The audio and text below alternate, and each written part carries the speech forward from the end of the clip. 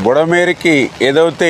ఇటు లెఫ్ట్ బండి మీద 3 ఏదైతే బ్రీచెస్ 200 మీటర్ల పైబడి ఏదైతే పడ్డాయో, అదేవిధంగా అటు రైట్ బండి మీద 7 బ్రీచెస్ ఏదైతే పడ్డాయో, అదేవిధంగా ఏదైతే పులివాగు దగ్గర 3 బ్రీచెస్ ఏదైతే పడ్డాయో, మరి వెంటనే అందులో కూడా ప్రత్యేకించి ఈ లెఫ్ట్ బండి మీద ఉన్నటువంటి ఆ 200 మీటర్ల 3 బ్రీచెస్ని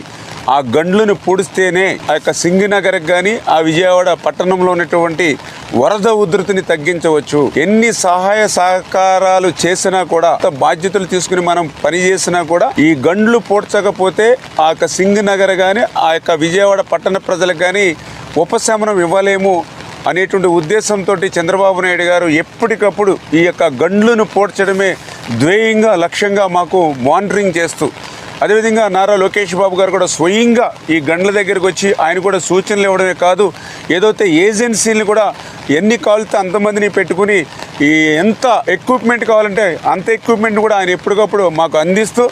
ప్రతి 1 అవర్ కూడా క్లోజ్ మానిటరింగ్ చేస్తూ ఉన్నారు. అందుకే ఈరోజు ఎంత వర్షం వచ్చినా గాలి వచ్చినా కూడా దాన్ని కూడా మేము తట్టుకొని ఎదుర్కొని ఏదైతే అధికారులు కానీ అదేవిధంగా ఏజెన్సీలు కూడా వాళ్ళ యొక్క సహకారంతో ఆ బుడమేరు గండ్లను యుద్ధ ప్రాతిక మీద పూర్తి చేస్తూ ఉన్నాం.